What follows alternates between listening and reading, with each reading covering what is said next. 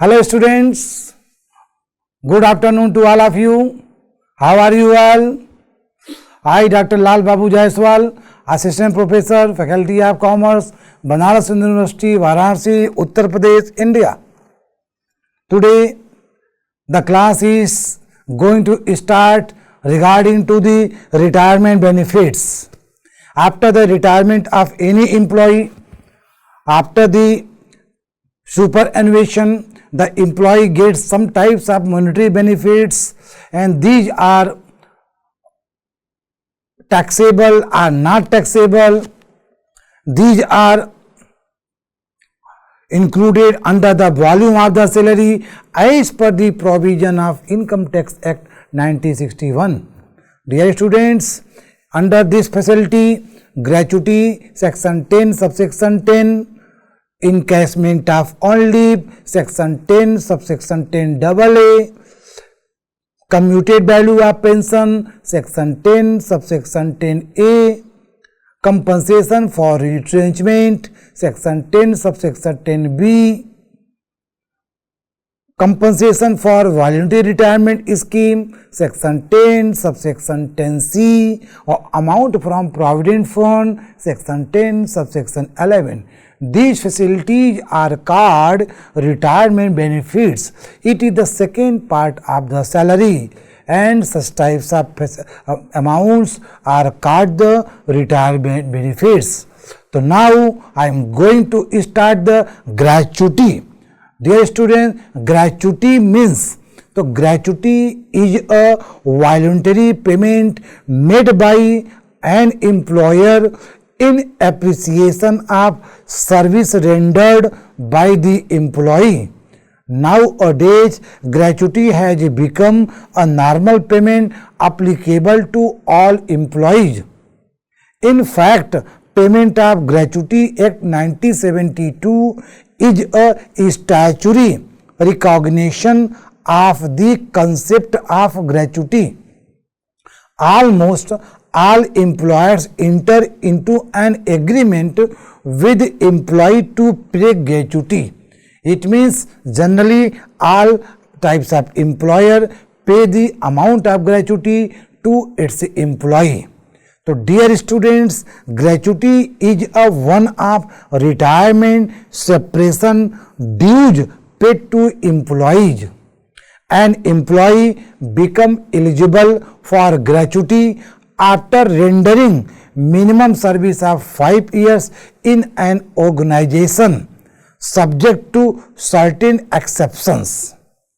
The exemption of gratuity from the tax is covered under section 10 subsection 10 of Income Tax Act 1961.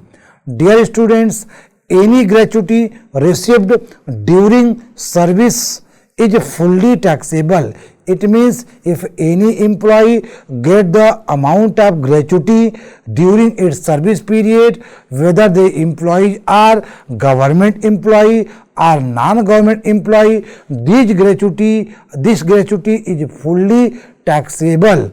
There is no exemption is provided by the employer to its employee. Dear student, for the gratuity received at the time of retirement or separation is exempt under section 10 subsection 10.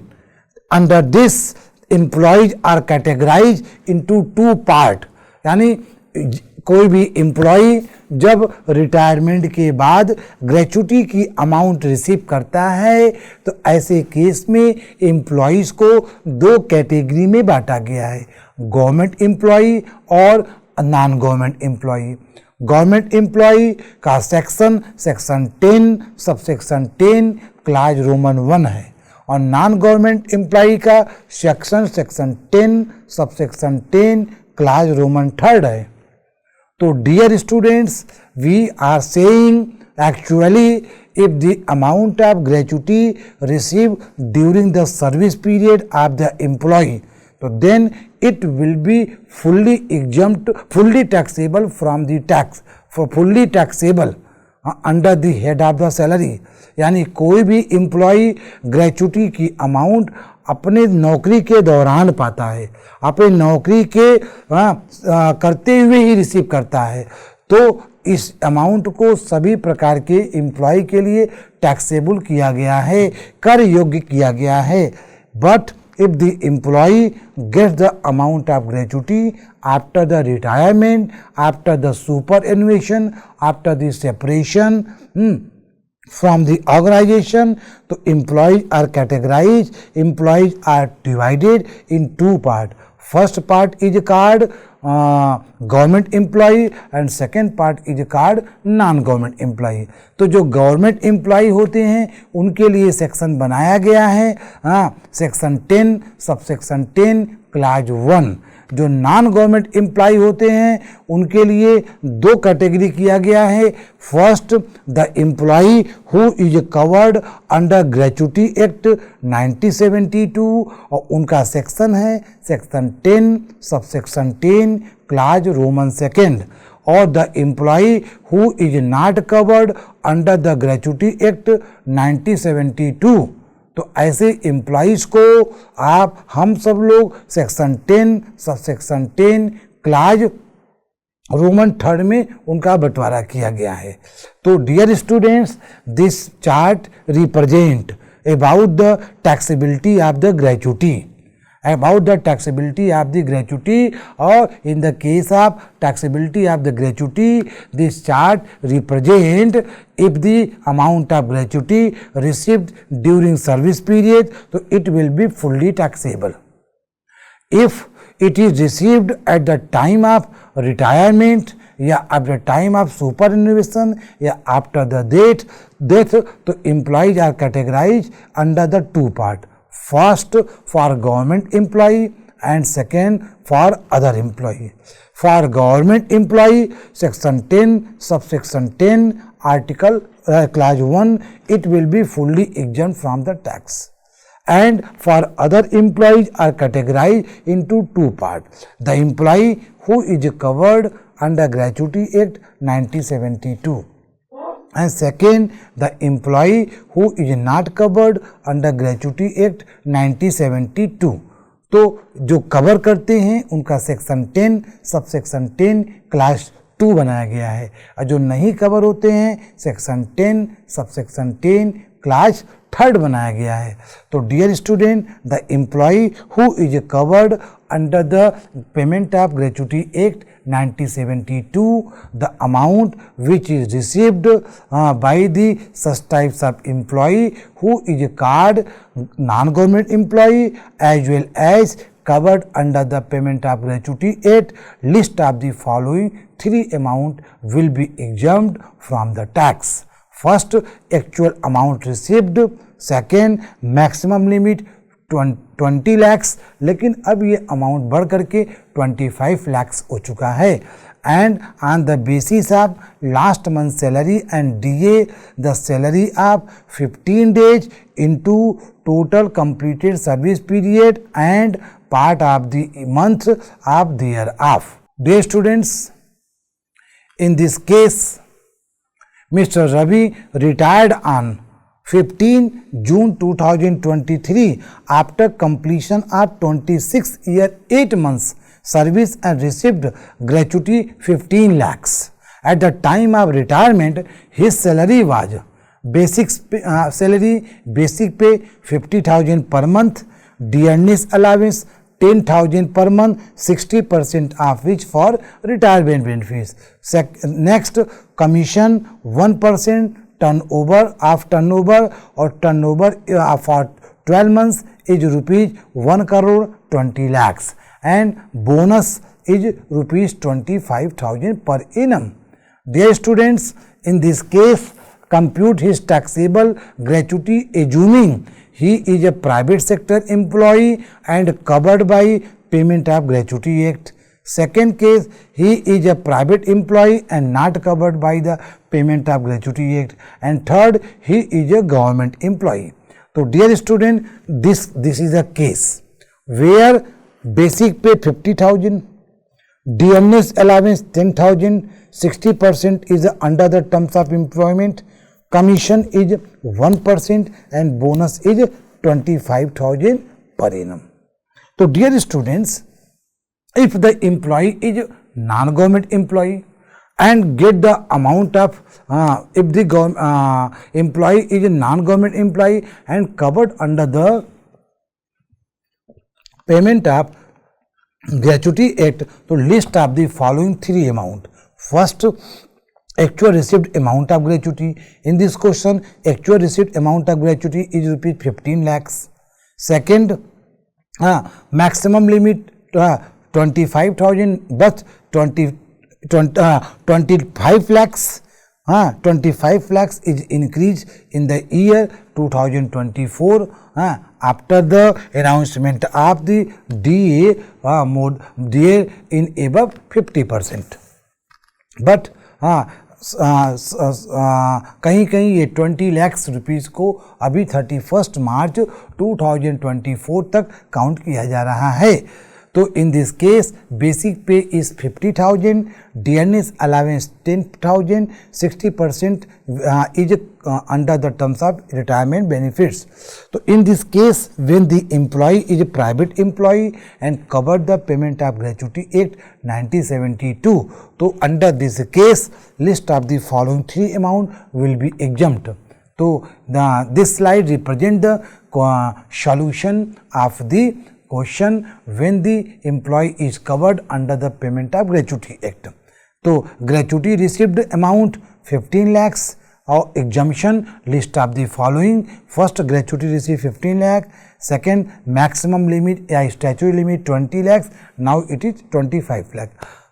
At 15 days salary based on the last drawn salary for each completed year of the service or part thereof in excess of 6 months. तो बच्चों, in this question, in this situation, when the any non-government employee is covered under the payment of gratuity act, अगर वो 6 महीना या 6 महीने से ज़्यादा work किया है तो उसको 1 साल में कन्वर्ट कर देते हैं और 15 डेज की सैलरी निकालने के लिए 15/26 का यूज करते हैं, 15/30 का यूज नहीं करते हैं. तो इस क्वेश्चन में लास्ट मंथ की सैलरी और डीए ले लिया जाएगा. लास्ट मंथ की salary 50,000, DA 10,000, 50,000 and 10,000 is equal to 60,000. 60,000 का 15 दिन का निकालने के लिए 15/26 अप्लाई किया जाएगा. तो 15/26 और उसने जो काम किया है 26 ईयर्स, देखिए बच्चों 26 ईयर्स 8 मंथ काम किया है तो 8 मंथ को 1 ईयर में कन्वर्ट कर दिया जाता है तो कुल हो जाएगा 27 मंथ. तो 27 से इसमें मल्टी कर देंगे. 9,34,615 रुपीज़ ये आप हमारी तीसरी अमाउंट आ गई. तो list of the following three amount, तो list of the following three amount में first amount 15 lakhs, second amount 20 lakhs and third amount जो दिया गया है वो 9,34,615. तो यही सबसे कम है. तो taxable gratuity is equal to 15 lakhs यानी receive gratuity minus exempted gratuity.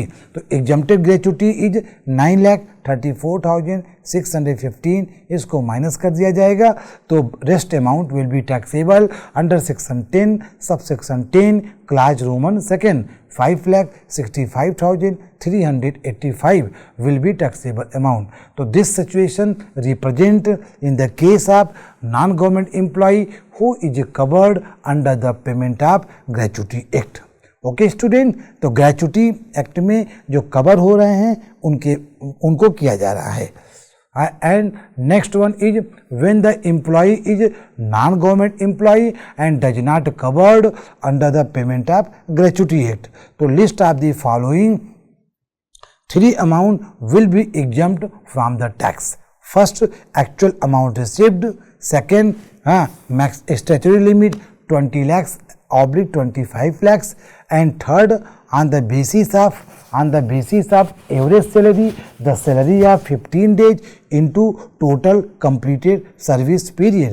तो डियर स्टूडेंट 15 डेज का सैलरी निकालने के लिए 15/30 इज अप्लाइड और लास्ट 10 मंथ की सैलरी निकालने के लिए रिटायरमेंट से या डेथ होने से पहले के 10 महीने की बेसिक पे 10 महीने का डीएनएस पे, 10 महीने का डीएनएस अलावेंस और 10 महीने का fix commission based on fix percentage को हम ले लेते हैं। और after sum of the 4 amount it will be divided by 10, so the finding value will be called as a average salary, or for 15 days 15 by 30 is applied.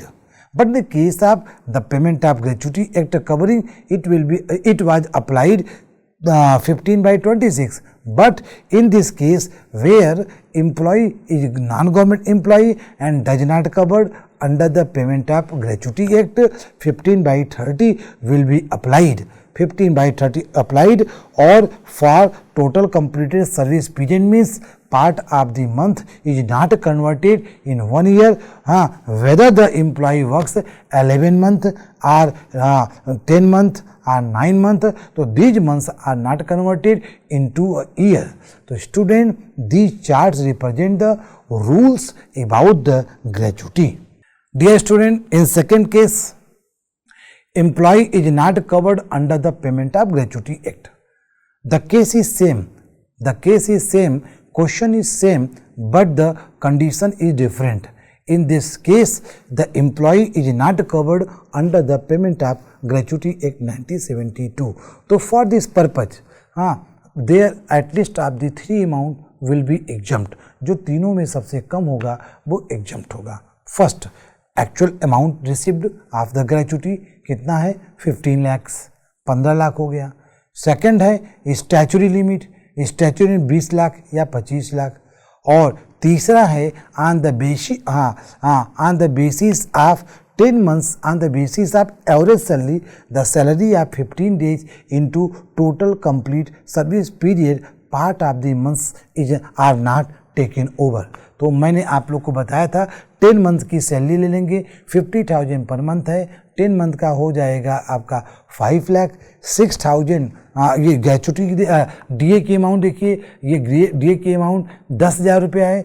10,000 में 60% ही retirement benefits है, इसलिए salary means में 6,000 into 10 और plus यहाँ पर 1 crore 20 lakh rupees जो fix commission का rate था 1 करोड़ 20 लाख पर 1% कंप्यूट किया तो 1,20,000 आ गया.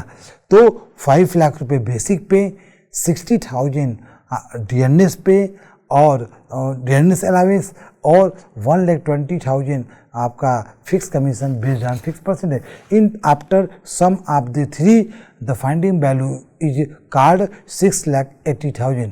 तो 6,80,000 इज डिवाइडेड बाई 10 तो divided by 10 is equal to 68,000.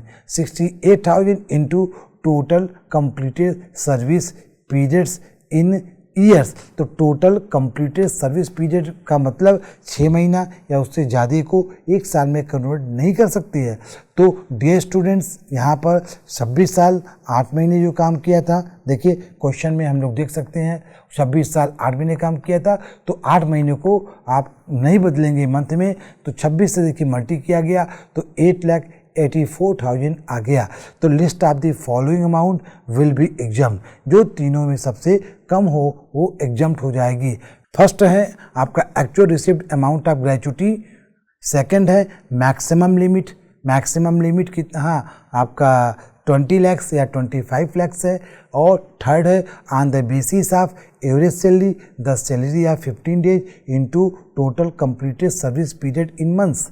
तो ये स्टूडेंट्स हम देख सकते हैं first amount 15 lakh gratuity receipt का, सेकेंड 20 लाख या 25 लाख और थर्ड में देखिए हम लोगों ने कंप्यूट किया है एवरेज सैलरी 8,84,000. ये आपका बेसिक पे, डीएनएस पे plus DNS allowance if under terms of employment plus fix commission based on fix percentage के बेस पर, ये 10 मंथ्स के बेस पर एवरेज निकाला गया है. और इस एवरेज का टोटल नंबर आप कंप्लीटेड सर्विस ईयर से 15 डेज का निकालने के बाद 26 ईयर्स काम किया है, 26 ईयर से मल्टी कर देंगे तो 8,84,000 आ गया. तो we can see rupees 15 lakh, rupees 20 lakh and 8 lakh 84,000. So rupees 8 lakh 84,000 is exempted amount, and this amount is minus are deducted from the amount of gratuity received. So 15 lakhs minus 8 lakh 84,000 is equal to 6 lakh 60,000 will be treated as a taxable amount of gratuity. So now we can see if the employee is covered under the Payment of Gratuity Act, so taxable gratuity is 5 lakh 65,380. If the employee is not covered under the Payment of Gratuity Act, so taxable amount of gratuity is rupees 6 lakh 16,000.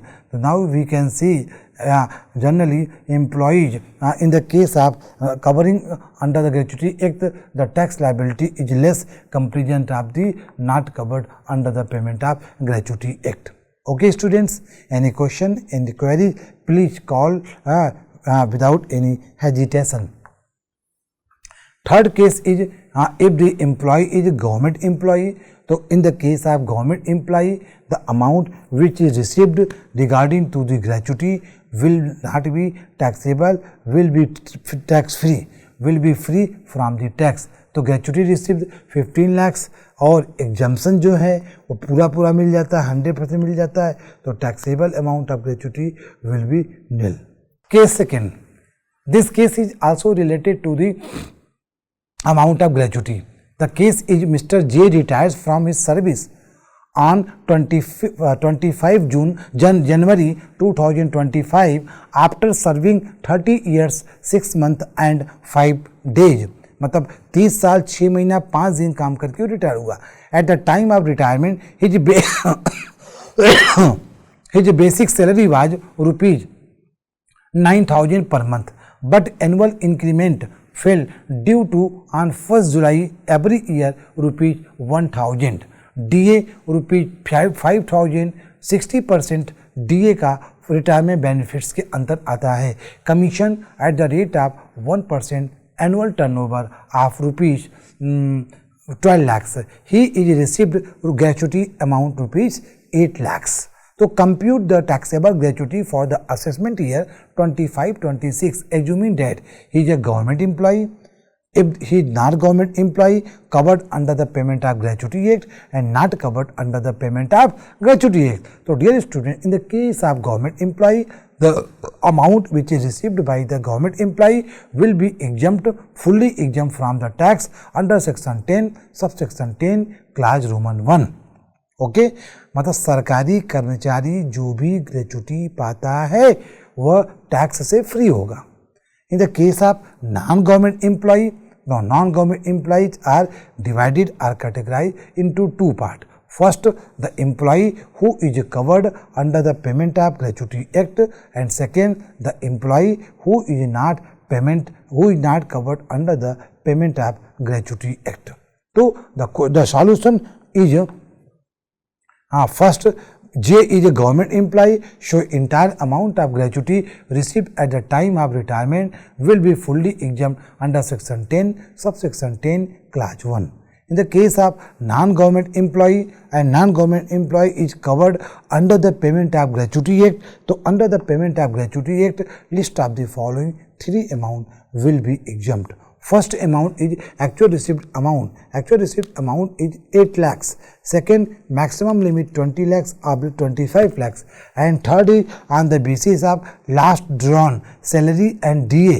The salary of 15 days into total completed service period and part of the month thereof. So, dear students, we can now calculate according to this. So, 2,50,385. So list of the following amount is rupees 2,50,385. So received amount is rupees 8 lakhs and exempt amount is rupees 2,50,385. So then it will be taxable 5,49,615. Dear students, according to this slide, salary means basic pay plus DA. Basic पे आपका 9,000 और और आपका DA 5000, तो total 14,000 is used for calculation of 26 day salary. For 26 day salary, 15/26 is applied, and for the service period, and service period is, we can see the question in the question, 30 years 6 months 5 days. So 6 month is over to 6 month is converted over to in the year as a 1 year. So total service period is called 31 years. So 31 years here it is applied. तो basic pay आपको basic pay is rupees. Basic pay is rupees according to question. Basic pay is rupees 9,000 and annual increment 10,000. तो total आपका 1,000. तो total amount 10,000 and 4,000 is the amount of deadness allowance. तो 14,000 को 15/26 में convert कर देंगे और उसके total year of the service 31 year, उससे आप मल्टीप्लाई कर देंगे तो this will the value of the third case. तो now we can see the amount which is exempt or which is taxable. It is represented according to this slide, and this slide is called slide of gratuity. Second, the employee who is not covered under the Payment of Gratuity Act. जो employee payment of gratuity act से cover नहीं होते हैं, वहाँ उनमें में भी list of the following 3 amount will B examined from the tax. First, actual received amount. Actual received amount is rupees 8 lakh. 8 lakh. Second, maximum limit 25 lakh या 20 लाख. और थर्ड है on the basis of average salary, the salary of 15 days. 15 days का निकालने के लिए यहाँ 15/26 apply करते हैं. तो 15/26 15/30 अप्लाई करते हैं. तो 15/30 या 1/2 और total completed service period in the years part and the year of the month will be left. तो यहाँ पर देखिए 12,600 इंटू 1/2 इंटू 30. तो 12,600 ये टैक्सेबल ग्रेचुटी की अमाउंट हो गई. The 12,600 is computed on the basis of this slide. तो we can see the average salary from 1 March to 30 June 8,000 per month. For 4 months 32,000. And July to December 9,000, 1,000 has been increased. So from July to 31st December there are 6 months. So 6 months into 9,000 is equal to 54,000. So total amount of the salary at 86,000. DA 5,000 per month है. For 10 months 60% under the retirement benefit. तो 60% निकाल दिया, 30,000 आ गया. फिर commission 1% है. 1% 12 लाख का आपका आ गया 12 लाख रुपीज. 12 लाख रुपीज 1,20,000. 1,20,000 का 1% मतलब commission on turnover 12 lakh का 1%. 12 लाख का 1% हमने निकाला. तो we can see in the question commission turnover is rupees 12 lakh. 12 lakh का 1% 1,20,000. 1,20,000 this is the calculation of the 1% commission. तो टोटल आपका 1,26,000. 1,26,000 का 10 से हमने डिवाइड कर दिया तो 12,600 आ गया. जब 12,600 आ गया तो दिस इज द मंथली. तो दिस इज अ मंथली. तो then we can calculate the amount of total basic salary means 1,26,000. 1,26,000 is divided by 10 to find out the average salary. So the average salary is rupees 12,600. This is the amount of total average salary, and it is used in the case of third on the basis of average salary, the salary of 15 days into total completed service period in the years. So now the calculation is rupees 1,89,000. So first amount is 8 lakh, second amount is 20,000, and third amount is 1,89,000. So 1,89,000 is the least amount, and it will be deducted from the amount of received gratuity. Amount of received gratuity is 8 lakh, and exempted amount 1,60,000, so then 6,000, 11,000 will be called as a taxable gratuity. So dear students, the calculations are given on the basis of this slide. This slide represent the salary means. This slide represent the salary mean. Salary means regarding to the gratuity. Next topic is going to start the commuted pension. Commuted pension is given section 10 subsection 10A. Sometimes employee get the amount of pension as a commuted value. Commuted value means इकट्ठा pension. There are two types of pension, commuted pension and uncommuted pension.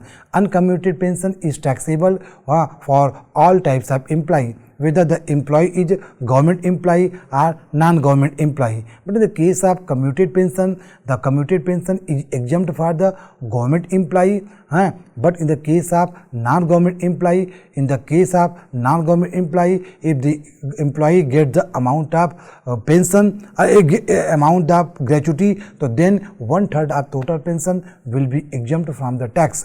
If the employee does not get the amount of gratuity, so then 1/2 of the total pension will be exempt from the tax. तो this slides is related to the commuted value of pension, जिसमें mister एक बंदा है, वह retire होता है 30 साल की नौकरी के बाद और उसको 2500 पर मंथ की पेंशन मिलती है सितंबर 24 से, और उसने अपना commuted pension ₹1000 per month commute करा लिया और उसके बदले में 1,50,000 रिसीव कर रहा है. तो find out the value, the taxable value of pension for the assessment year 25-26. Second first case if he receive the amount of gratuity और second if he does not amount of gratuity. तो this question is monthly pension 1500 per month, 7 month का 10,500 and commuted value में आप we can see commuted value pension 1,50,000. 1,50,000 is the 40%. तो total amount of the pension compute कर लेंगे, उसका 1/3 निकाला तो 1,25,000 आ गया. 1,25,000 को 1,50,000 से लेस कर देंगे तो 25,000 is the value of taxable value of commuted pension. तो 25,000 and 10,500 both are included, so that will be called the taxable pension. And next, this slide is related to the such types of amount of the commuted pension when the employee does not get the amount of gratuity.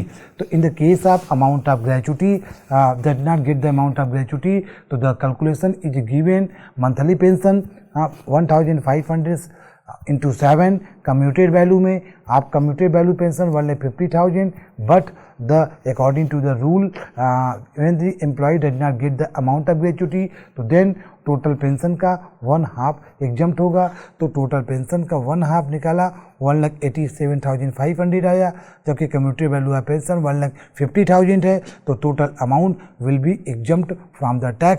तो taxable pension in this case 10,500.